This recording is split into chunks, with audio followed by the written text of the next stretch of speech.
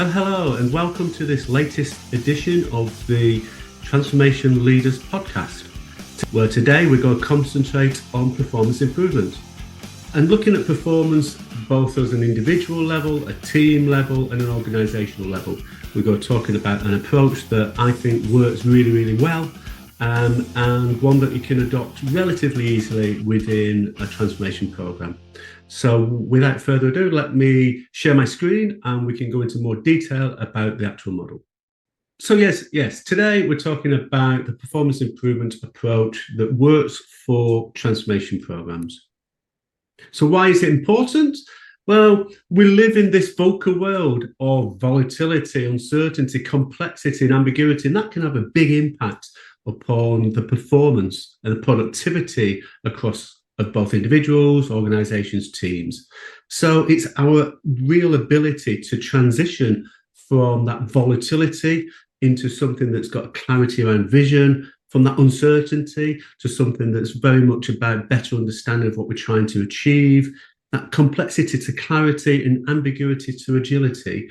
Having that ability to drive forward is a critical skill set of transformation leaders, but also of leaders generally within organizations. And ultimately, as an individual, that's what we want, isn't it? We want absolute clarity about where we're going, absolute understanding of what it's going to take to get there, but equally having to build that agility into the way that we're moving from A to B. And by doing that, that performance improvement, it becomes a real sort of strategic imperative and not just operational activity. And it's really about driving that sustainable success on an ongoing basis as an individual, as a team, or as a organization. And ultimately, as a transformation initiative or transformation program, our ability to consistently improve performance across the whole organization will be a critical success factor. So let's go into more detail.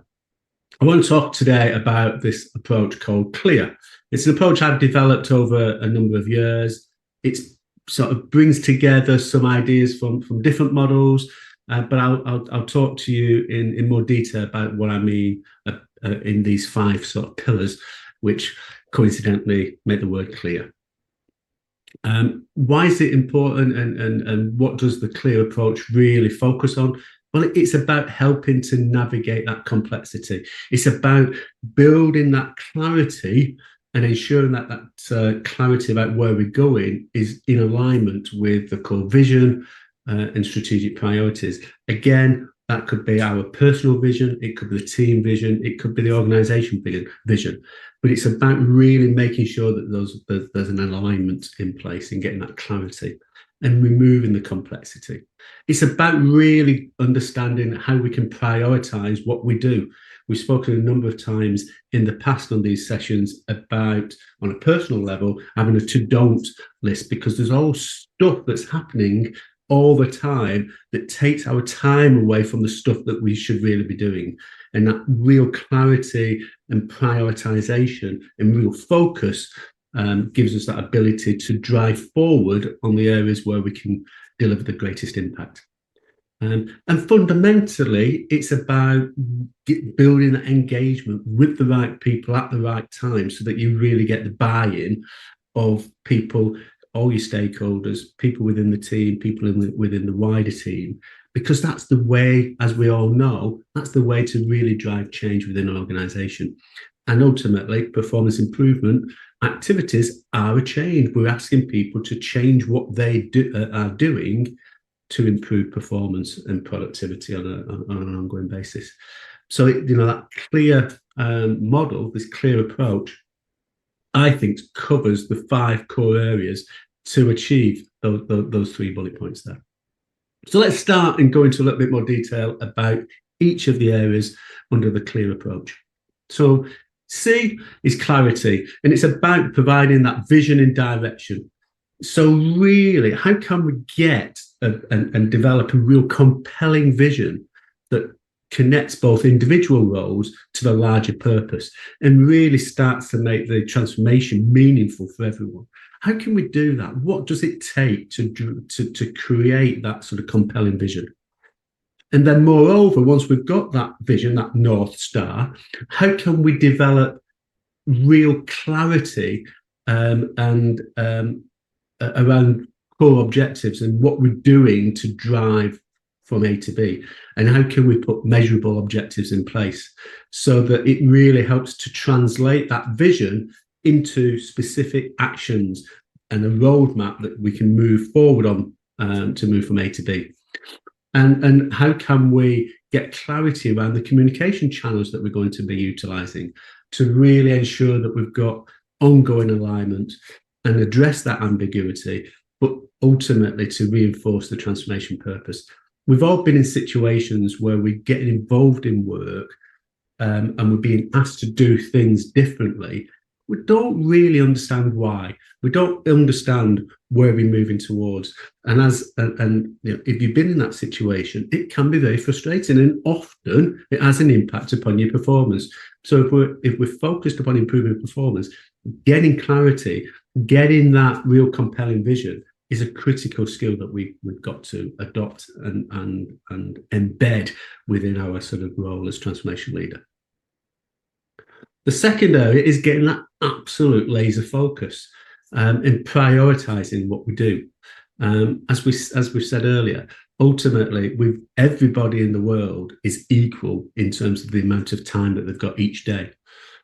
It's our ability to utilize that time in the most productive way that helps us to deliver the biggest impact. And again, that's on an individual basis, on a team basis, on an organization basis. But what we tend to get involved in as individuals, as teams, is getting involved in the stuff that doesn't really matter. It's not going to move the dial. It's getting involved in stuff that may be easy. And what we need to put in place is a robust framework so that we can really evaluate the activities, the initiatives that we're doing, and have a way to prioritize them, a structured way to prioritize them. And one of the easiest ways, getting that clarity around vision and that strategy, is asking the question, is it taking me closer to or further away, that North Star? Because that gives us that initial ability to make that decision to say, yeah, I'm going to move forward with it or I'm not. But equally, we need to ensure that we've got a real sort of culture of disciplined execution. Because if we don't, the likelihood is that we'll end up getting attracted by the next shiny thing. So we've got to build that environment and that culture where people have got clarity, absolutely, about where we're going and why we're going, and real focus upon what we're doing, but at the same time, have the ability and the willingness to say no when new things start to crop up, so that we can prioritize the resources, prioritize the actions to achieve what we've set out to achieve. But equally, we need to review on a regular basis, because we need to take into account things that are happening around us. So that's not to say it's right to grab hold of the next shiny thing. But if there's an opportunity that arises, or if there is a threat that's come on the horizon, we need to be able to respond proactively to that. And that may mean that some of the actions and some of the activities, the initial plan that we set out, might need to be adapted. But let's have a process for that. But let's really maintain absolute laser focus on what we're trying to do and why we're trying to do it. The third area is around that engagement. Again, we've spoken about this earlier, but really engaging with people at the right time to cultivate that commitment. So 3 areas really here. Let's get clarity across all of the leadership team at every level within the organization about understanding what we're doing, why we're doing it, and building that sort of leadership practice of engagement, and invite input and collaborations at all levels. This is critical, absolute critical. And what I've seen many times, and I'm sure you have, are leaders that say one thing but do something differently, and that breaks trust down immediately. So if we're saying we're going to be open and we're going to collaborate in our communications and we're going to engage with people, make sure we do it, because the first time you don't is the first time that trust starts to get broken into. So recognise and celebrate contributions and milestones, absolutely. We can reinforce that positive feedback loop, which continues to motivate that sort of continual engagement. But utilise all of the available platforms to communicate and engage with people. But one key message here is if you ask for input and ask for that engagement, make sure that you take it on board, you listen, you take it on board, and you respond to it. You know, there's nothing worse than being asked for feedback or encouraging engagement, and then ideas or feedback is provided and nothing happens. It appears to go into a black hole, and again, breaks down trust very, very quickly. So build that engagement at all levels within the organization and really start to deliver on an ongoing basis the things that you say you're going to deliver. Agility is the fourth area, and that ability to adapt swiftly. You know, as we said earlier, things happen.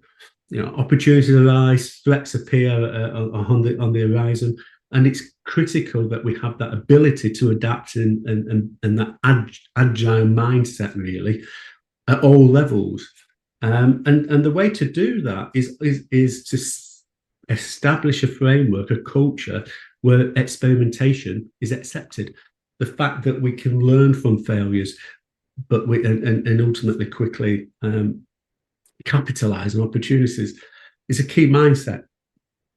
And you know, to achieve that, we've got to create that mindset and that culture within the organisation that's saying, actually, we're happy to fail. You know, because we can learn from it. It's a learning experience. It shouldn't be something that gets slapped down. But ultimately, you know, part of that is to also streamline decision-making processes, because if you've got to respond quickly and you've got to be agile, if you're working in an organisation that's got a structure around seven layers to get anything agreed, that can slow the process up. And again, what that ends up doing is breaking down that culture of innovation and that culture of continual improvement, because you just get frustrated that it takes so long to get any decisions. So actually, I may as well not bother because I won't hear anything back for the next 4 months. You know, that mindset can really start to infiltrate an organisation very, very quickly. But again, also, you know, a key part of this is embedding that flexibility into strategic planning and operational processes. So it gives us that ability to swiftly pivot when opportunities arise, but ultimately a way of measuring performance and understanding when we need to pivot and how we can reallocate resources as needed in the most appropriate way. The final element of the CLEAR model is building resilience and strengthening that capacity within the organisation. So how can we create that supportive organisation that views setbacks as growth opportunities? You know, to start to build that resilient culture within the organisation. How can we strengthen our systems and processes to ensure that they, shall I say, can withstand the disruptions that may happen as the world changes around us, as opportunities appear? How can we maintain continuity and stability? And ultimately, you know, part of this performance improvement and part of this sort of continual improvement mindset is how can we encourage that ability for people to feel that they're contributing and feel that they're in a supportive environment and feel that actually their success is just as important as the other person's success. How can we support individuals and that collective resilience, ensuring that ultimately they thrive as individuals, the team thrives, and the organisation thrives as we go through the transformation. So the CLEAR model, I think, is a great blueprint for performance excellence. And it works at an individual level, it works at a team level, and it works at an organisation level. And certainly within transformation, it's an effective model that you can start to apply very, very quickly. So remember, clarity, it aligns vision with action and making goals transparent and actionable for all. So get that real clarity about where we're going and why we're going there. get that laser focus so that we can eliminate all the stuff that happens around us and stop doing the things that are not as important or not providing the impact that we need, to give us that ability to release time to prioritize for those high impact improvements.